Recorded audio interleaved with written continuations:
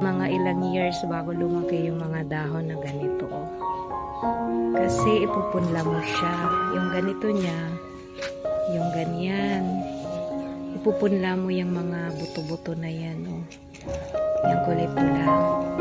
Pag pinunla mo siya, abutin din ng 1 taon bago mo mapalaki yung mga punla niya. Kaya tiyagaan lang talaga pag gusto mong magkaroon ng ganitong tanim.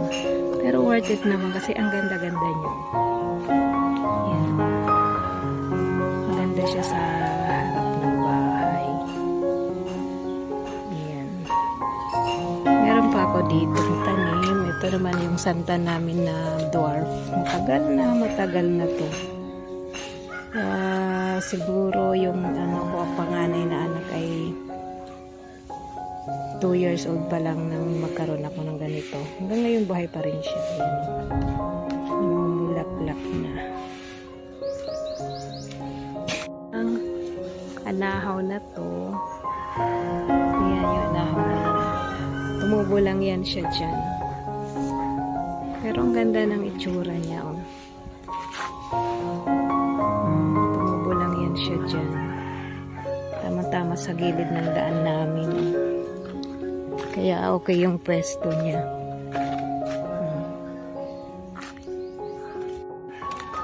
Na sobrang laki. Ayan. Hindi ko alam kung anong pangalan na ito. Ang laki-laki. Ayan. Diba ang ganda? Ayan. Dami namin dito mga tanim. Kaya malamig sa paligid. Ayan. Ito yung sinasabi kong malaking dahon. Ayan. Ganda.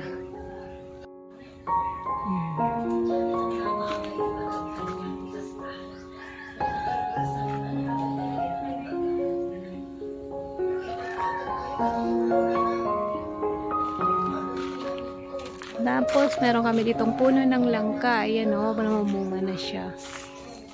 Siguro mga April, May, mayroon na yan mga hinog. Ayan, kasi meron na siyang mga bunga. Ang taas ng langka na to. Hanggang doon sa taas yung bunga. Ayan, pero kahit pa paano meron na siyang bunga. Ayan.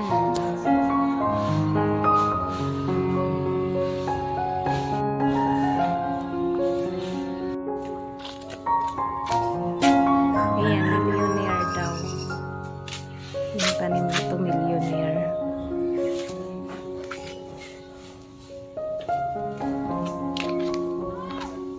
Kaya mayroon din kaming, ano bang tawag nito, palm. Ayan.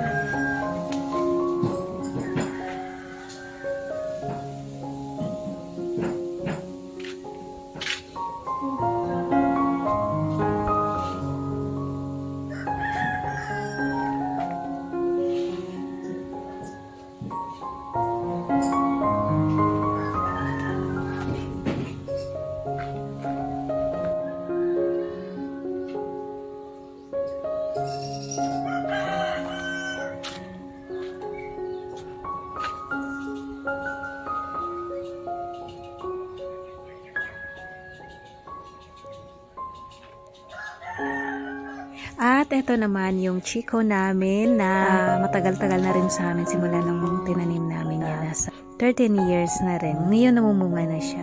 At ito naman yung orchids namin na kaisa-isang namulaklak. Nagulat nga ako at bigla siyang namulaklak. Samantala yung mga katabi niyang orchids, hindi naman namulaklak. Talagang siya lang talaga. Ayan siya, ang ganda. Ngayon naman ay bubuksan na natin yung suha natin. Ito kasi yung merienda natin. Pagka nakapaglinis na ako sa bakuran, nakapagwalis na ako. Pagka nagpapahinga na ako, iyan, kumakain na ako niya ng prutas.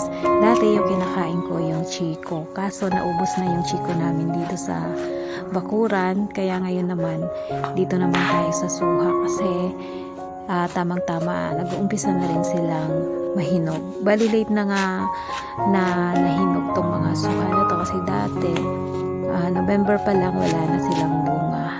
Tapos na yung mga bunga ng mga suha, nakain na namin lahat. Paminsan-minsan umaabot din ng December. Pero ngayon sobrang late na talaga kasi matatapos na yung January or patapos na talaga yung January ay meron pa rin siyang mga bunga at isa-isa na rin na nahihinog. Kaya meron kami pa rin nakukuha na bunga ng suha namin. Tamang-tama ang lamig ngayon. So, kailangan natin kumain ng maasim para hindi tayo sipunin, diba? At eto na nga, binubuksan na nga natin yung suha. Talagang napakasarap ng suha na to.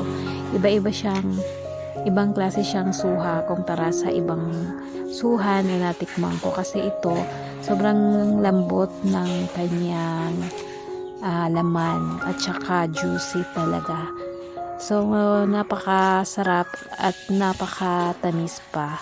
Kaya marami talagang magkakagusto dito sa suha namin pagka natitikman nila talagang yung sinasabi nila kakaibang suha daw kasi sobrang sarap daw, malambot at matamis pa.